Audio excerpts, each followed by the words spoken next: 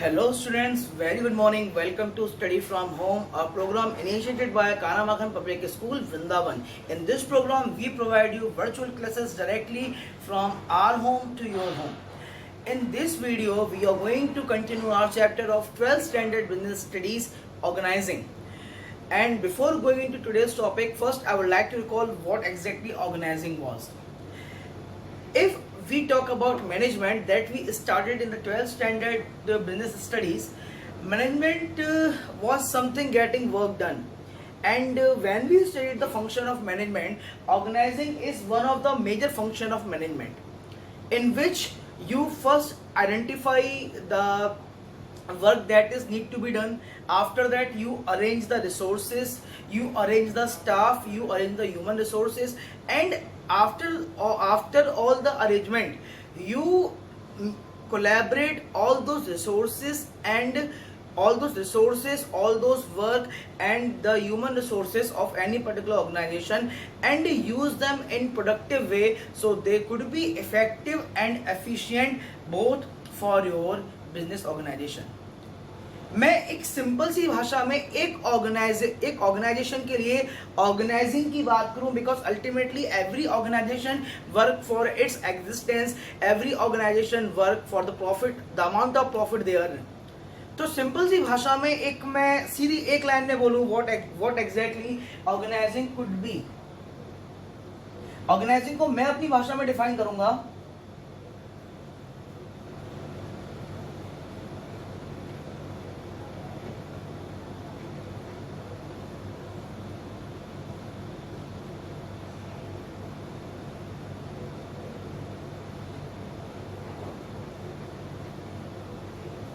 Maximum utilization of available resources. अब how I define the organizing is in terms of maximum utilization of available resources. देखिए ultimately business का motive क्या है. हमने beginning में cold drink की factory डाली थी, हमने 11th में बिस्किट की फैक्ट्री डाली थी. तो हमारा जो मेन ऑब्जेक्टिव क्या है कि हमारे पास लिमिटेड लैंड है, लिमिटेड रिसोर्सेज है, लिमिटेड प्लांट है, लिमिटेड मशीनरी है, लिमिटेड स्टाफ है. हम उस लिमिटेड चीज़ों के साथ अपने प्रॉफिट को मैक्सिमाइज करने का काम करेंगे, अपने आप को मार्केट में स्टैंड रखेंगे, सिस्टम को इस तरीके से डिजाइन करेंगे that work must not be just effective but efficient too. That is the quality of management. And for this quality of management we achieve with the help of organizing, because organizing is the function that helps you to deciding how to get a work done, how to handle the resources, how to get the work done, and किस तरह से चीज़ों को कंसिक्यूट करना है, कैसे human resource को handle करना है, कैसे डिपार्टमेंट वाइज चीज़ों को बांटना है, जिससे कि बिजनेस में इंटरनली कोलैप्शन नहीं हो, हमारा सिस्टम कोलैप्स नहीं कर जाए. हमने प्रोसेस ऑफ ऑर्गेनाइजिंग के बारे में भी जाना था, जिसमें सबसे पहला काम था हमारा वो था आइडेंटिफिकेशन ऑफ वर्क आइडेंटिफाई करेंगे, उसको डिपार्टमेंट में बांटेंगे, हम वर्किंग रिलेशन का ध्यान रखेंगे. इन सारे पॉइंट्स की हमने स्टडी की थी in our previous video. In today's video we will try to understand why we need organizing, या what is the importance of organizing. हम organizing पढ़ रहे हैं या हमारी कंपनी है, हमारा बिजनेस है, why do I need to follow this step of organizing. Motive क्या है कि अगर मैं ऑर्गेनाइजिंग फॉलो करूं, या फिर मेरी रियल लाइफ में क्या जरूरत है इस ऑर्गेनाइजिंग को फॉलो करने की. ठीक है, so let us start with the topic importance of organising.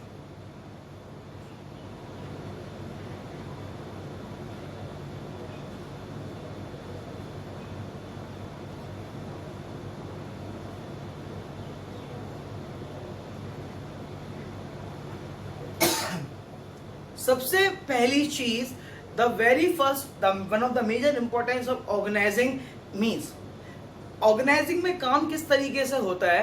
Organising में हम वर्क को आइडेंटिफाई करके उसको डिपार्टमेंटल वाइज डिस्ट्रीब्यूट कर देते हैं. ठीक है, डिपार्टमेंटल किस तरीके से होता है, फंक्शनल और स्ट्रक्चरल, ये हमने शायद प्रीवियस वीडियो में डिस्कस कर लिया है, किस तरह से हम डिपार्टमेंट वाइज उसको डिस्ट्रीब्यूट करते हैं. तो जब हम ऑर्गेनाइजिंग की बात करते हैं तो one of the major importance of organization, the very first I would like to classify is benefits of specialization.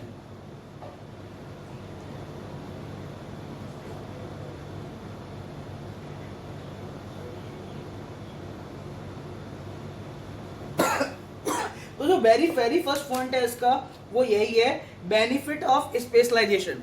अब बेनिफिट ऑफ स्पेशलाइजेशन कैसे? बेनिफिट ऑफ स्पेशलाइजेशन ये कहता है कि सबसे पहला जो स्टेप था, या फिर सपोज कीजिए हमें एक बिजनेस स्टार्ट करना है, ठीक है, और हमको बिजनेस स्टार्ट करना है किसका? कोल्ड ड्रिंक का बिजनेस स्टार्ट करना है। हमने आइडिया को आइडेंटिफाई कर लिया, ठीक है, अब हमारे पास क्या है, हमने रिसोर्सेज भी अरेंज कर लिए, हमारा जो सोल्यूशन था, फॉर्मूला था, वो चीज़ हमारी सब चीज़ रेडी है। लेकिन प्रॉब्लम कहाँ आ रही है? हमको सेल्स एंड मार्केटिंग के लोग चाहिए, जो फूड एक्सपर्ट जिन्होंने फॉर्मूला तैयार किया है, जो केमिस्ट जिन्होंने अपना फॉर्मूला तैयार किया है, वो आपका मार्केटिंग करने नहीं जाएगा। तो ऑर्गेनाइजिंग के तहत आपने वर्क को डिपार्टमेंट में बांटा है। आपने अपने ऑर्गेनाइजेशन में सेल्स एंड मार्केटिंग का डिपार्टमेंट अलग किया है, एडवर्टाइजिंग का अलग किया है, रिसर्च एंड डेवलपमेंट का अलग किया है, ह्यूमन रिसोर्सेज का अलग किया है, जो मैं आपको बिगिनिंग से एग्जांपल देते हुए आ रहा हूँ, ठीक है। तो इससे होगा क्या, हमारी कंपनी का जो पर्टिकुलर काम है मार्केटिंग एंड सेल्स का, वो उस कंपनी का काम एक पर्टिकुलर स्पेशलाइज्ड डिपार्टमेंट में ही जाएगा। अगर ऑर्गेनाइजिंग नहीं होती तो हम सबसे पहली बात अपने वर्क कैटेगराइजेशन को नहीं रखते कि कौन सा काम किस एरिया में जाना चाहिए। तो the very first importance of organizing is when it comes to the internal activities of the business, we get benefit of organizing because any particular specialized work is sent to specialized department and is done by specialized expert. आप schools में देखते हैं, आप colleges में देखते हैं, क्यों subject wise department बनाए जाते हैं?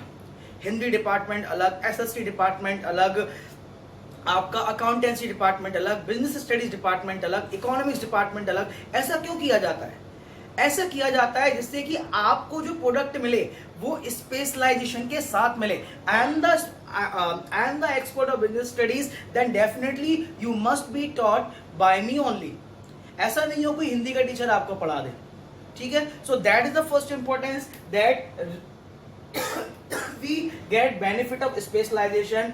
That's the first importance of organizing. Second step की बात करूं तो सेकेंड स्टेप जो इसमें आएगा वो आएगा इसमें clarity of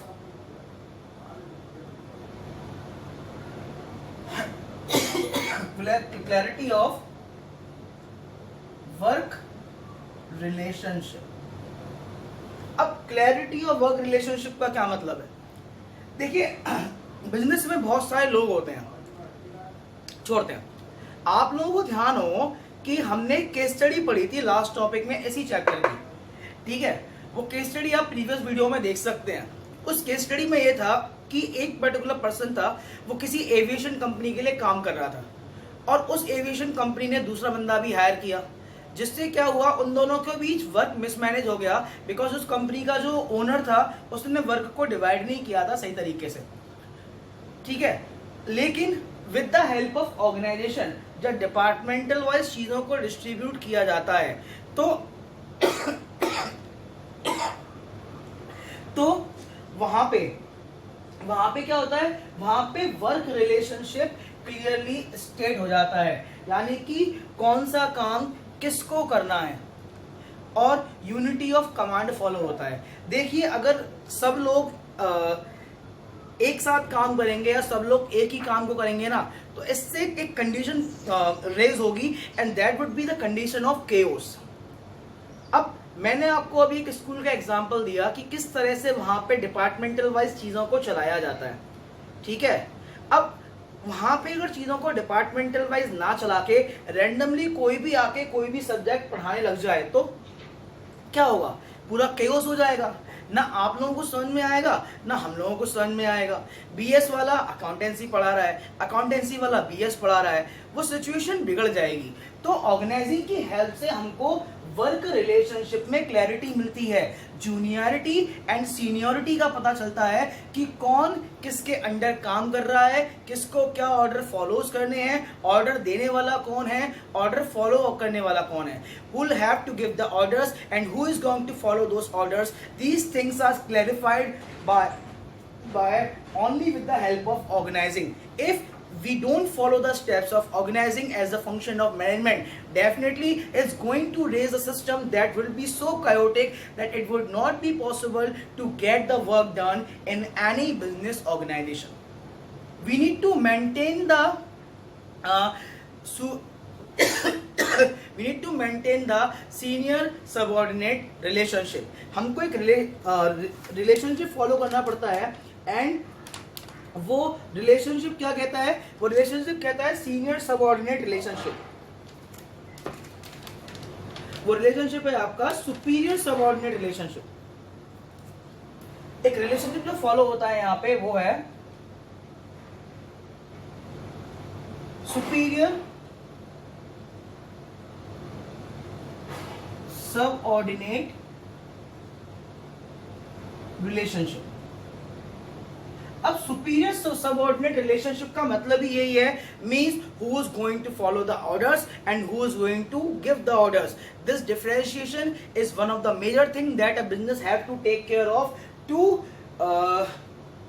avoid such chaotic conditions in the business organization. Third point की मैं बात करूं तो थर्ड पॉइंट जो हमारे लिए रिक्वायरमेंट है वो है optimum utilization of available resources. Optimum utilization of resources. अब एक बार इसके लिए रिकॉल करते हैं हम अपने क्या स्टेप्स ऑफ ऑर्गेनाइजिंग। हमने ऑर्गेनाइजिंग प्रोसेस के बारे में जाना था, कौन कौन से स्टेप्स थे। सबसे पहले हम वर्क को आइडेंटिफाई कर रहे थे। हम वर्क को आइडेंटिफाई करने के बाद ये डिसाइड कर रहे थे कि किस तरह से डिपार्टमेंट है वो उसको डिस्ट्रीब्यूट किया जाए, ठीक है। उसके बाद हम अपने इस वर्किंग रिलेशनशिप पे काम कर रहे थे।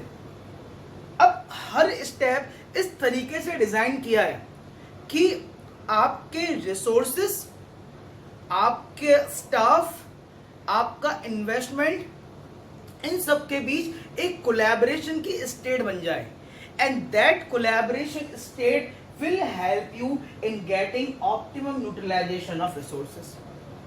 हम दो पॉइंट हमेशा पढ़ते आए हैं मैनेजमेंट जब से हमने शुरू किया है, that getting your work done effectively and efficiently. effectively term का मतलब है किसी काम को सही करना, ठीक है, और efficiently टर्म का मतलब है किसी काम को सही तरीके से करना। सही काम करना और सही तरीके से करना, इन दोनों वर्ड्स में अंतर है। आप 100 रुपए से 100 रुपए कमा लें तो वो बिजनेसमैन नहीं होता। आप 100 रुपए से 110 रुपए कमाएं, ये बिजनेसमैन है। 100 रुपए से 100 रुपए कमा के आप इफेक्टिव तो हो सकते हैं, लेकिन आप एफिशिएंट नहीं हो सकते हैं। You can never be efficient if you are earning 100 only with 100. You will be efficient only when with the investment of 100 you are earning 110. That is the thing where we need in the business, and that is fulfilled only with the help of organizing. Because in organizing we set up the collaboration in between all the factors of our business. Whether it is the human resource, whether it is the physical resource, whether it is the machinery, whether it is the management officials and etc. और जब हम इन सब चीजों के बीच collaboration बनाते हैं, system बनाते हैं, डिपार्टमेंट्स बनाते हैं, तो कहीं ना कहीं इसका हमें बेनिफिट मिलता है। हमारी प्रोडक्टिविटी बिजनेस की बहुत बढ़ती है और हम अवेलेबल रिसोर्सेज का ऑप्टिमम यूटिलाइजेशन कर सकते हैं, यानी कम से कम इन्वेस्टमेंट पे ज्यादा से ज्यादा प्रॉफिट अर्न करना। ये है इस पॉइंट का मतलब, ठीक है। फोर्थ पॉइंट की बात करूं तो फोर्थ पॉइंट यहां पे हम कौन सा देखेंगे। फोर्थ पॉइंट जो हमारा है वो है अडॉप्शन टू चेंज। अब how adoption to change is one of the major importance of organizing. Adoption to change किस तरह से ऑर्गेनाइजिंग के one of the major importance में से एक कैलकुलेट किया जाता है। ऐसा इस वजह से है कि देखिए हमने जाना कि ऑर्गेनाइजिंग में क्या है, वर्क बहुत सिस्टम है। ऑर्गेनाइजिंग वो प्रोसेस है जो वर्क को बहुत सिस्टमेटिक तरीके से करता है और एक कोलैबोरेशन सेटअप करता है in between all the factors of any business. ठीक है, अब हमें हर डिपार्टमेंट अलग अलग तरीके से काम कर रहा है और जब हमें चेंजेस की रिक्वायरमेंट होती है तो वहाँ पे जो ऑर्गेनाइजिंग है वो बहुत ज़्यादा इफेक्टिव एंड एफिशिएंट दोनों ही हो सकता है। अब जैसे एडवर्टीजमेंट की बात करूँ, हमारी कोल्ड ड्रिंक की कंपनी को अब टाइम के साथ अपने एडवर्टीजमेंट को बदलने की ज़रूरत पड़ गई है। हम अपने बिजनेस में नया एडवर्टाइजिंग डिपार्टमेंट नहीं बना सकते। तो वहाँ पे मेरे मैनेजर्स ने मुझे आइडिया दिया कि सर आप एडवर्टाइजिंग डिपार्टमेंट मत बनाइए, आप एडवर्टाइजिंग को आउटसोर्सिंग के लिए दे दीजिए। आप बाहर एजेंसीज अवेलेबल हैं, आप उनसे अपना एड बनवाइए। तो इससे क्या हुआ, मुझे अपने बिजनेस में एक चेंज अडेप्ट करने की ज़रूरत है। मैंने क्या किया, मैंने मार्केटिंग डिपार्टमेंट की टीम को ये काम दे दिया, अलग से डिपार्टमेंट सेटअप नहीं किया। मुझे अपने बिजनेस में चेंज करना पड़ा, सिस्टम में चेंज करना पड़ा, और ये सिस्टम में चेंज तभी होगा जब आप ऑर्गेनाइजिंग को फॉलो कर रहे हैं। अगर आपके मैनेजर, आपके top level, middle level, lower level managers organizing को फॉलो नहीं कर रहे हैं तो आप चेंज को अडॉप्ट नहीं कर पाएंगे। आपको इलेक्ट्रॉनिक मीडिया के इस टाइम पे, सोशल नेटवर्किंग के इस टाइम पे आपको यूट्यूब पे ऐड प्ले करना पड़ेगा, आपको टिकटॉक पे ऐड प्ले करना पड़ेगा, आपको फेसबुक पे ऐड डालना पड़ेगा। और ये सब चीजें कब हो पाएंगी, you will adopt the change only when you will follow the function of organizing, because with the help of organizing you will collaborate with your human resources and वहां पे आप बात करेंगे डिपार्टमेंटल वाइज चीजों को बांटेंगे तो स्पेशलाइजेशन टीम जो है वो आपको आइडिया देगी एंड वो चेंज को अडॉप्ट करने में आपके ऑर्गेनाइजेशन की हेल्प करेगी। ये सारे पॉइंट भी आपस में इंटरलिंक्ड हैं। ठीक है, स्पेशलाइजेशन था तभी चेंज अडॉप्ट हुआ। स्पेशलाइजेशन है, वर्क रिलेशनशिप अच्छी है, चेंज अडॉप्ट कर पा रहे हैं, इसी वजह से we are having the optimum utilization of available resources.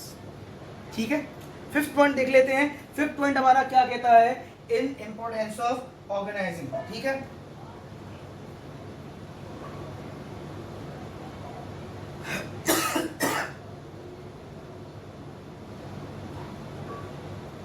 देखिए वही चीजें मुझे बार बार हर पॉइंट में रिपीट करनी पड़ेंगी।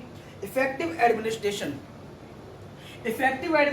Is one of also the major importance of organizing. Why? Because organizing में चीजों को इस तरीके से ऑर्गेनाइज किया जाता है कि जो सुपीरियर सबऑर्डिनेट रिलेशनशिप मेंटेन रहे।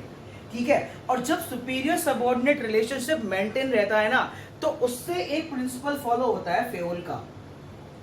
ठीक है,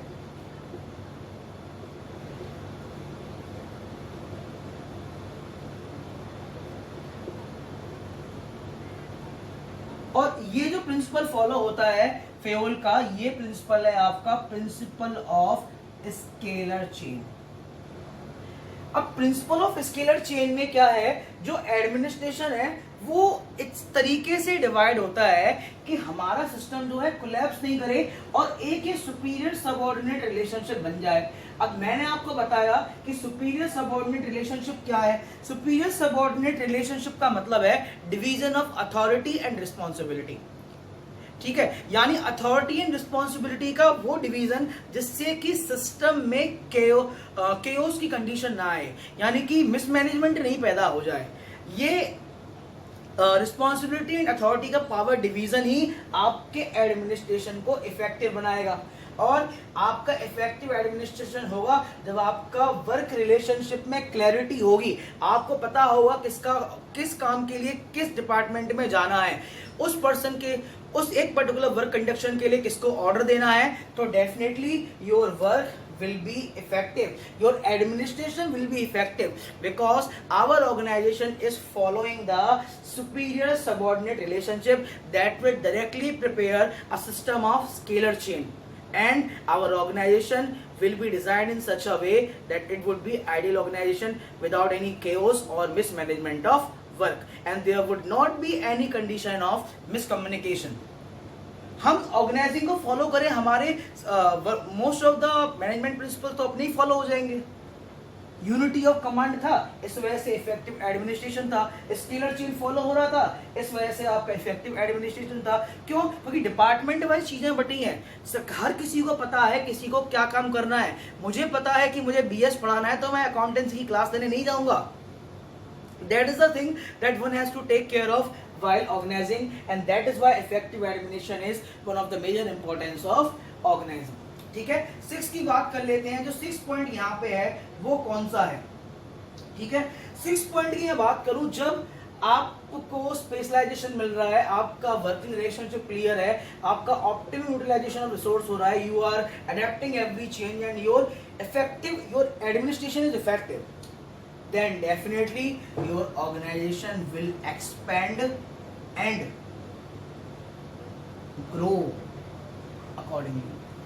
जब आप इन सारे पॉइंट्स को फॉलो करते हैं तो डेफिनेटली आपके ऑर्गेनाइजेशन की ग्रोथ एंड एक्सपेंशन को कोई नहीं रोक सकता. For the growth and expansion of any organization, organizing is one of the major function of management.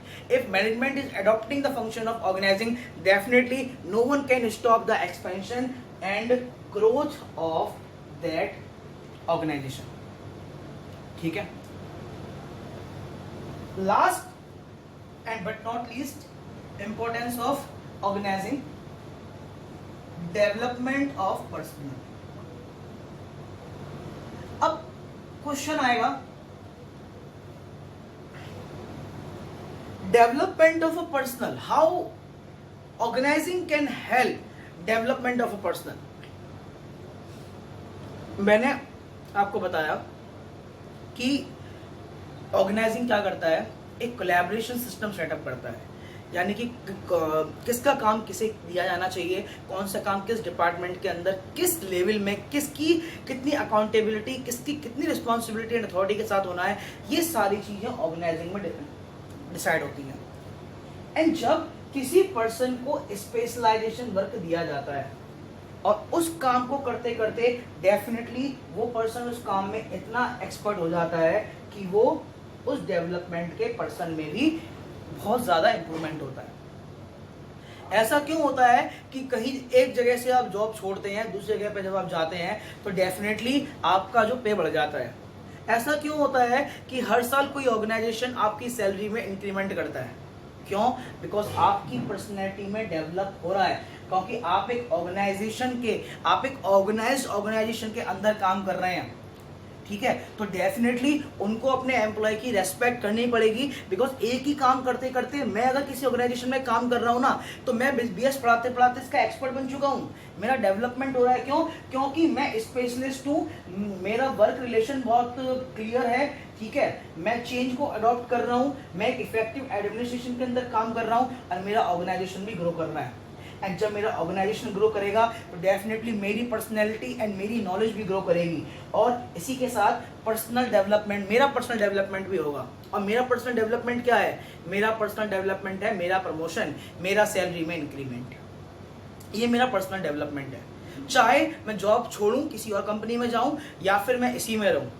ठीक है, मेरी सैलरी ग्रो करेगी, मेरा जो पोस्ट है वो ग्रो करेगा. And that is my development because I am following the orders. Because organisations, एक ऑर्गेनाइज्ड ऑर्गेनाइजेशन का जो सेटअप है वो इस तरीके से होता है कि वहां पे एक क्लियर वर्किंग रिलेशनशिप रहे. तो हमने ऑर्गेनाइजिंग के इंपॉर्टेंस में क्या जाना, that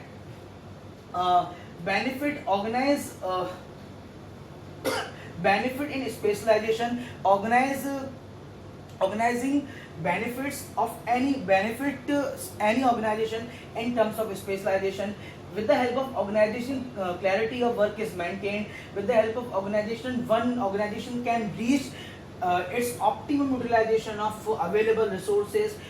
Organization adapt change only with the help of system of organizing, and administration becomes effective if one organization is following all the steps of organizing. And definitely if you are following all the steps, you are going through organizing, your organization will expand and grow accordingly. And if you are following all those, definitely every single employee would develop personally.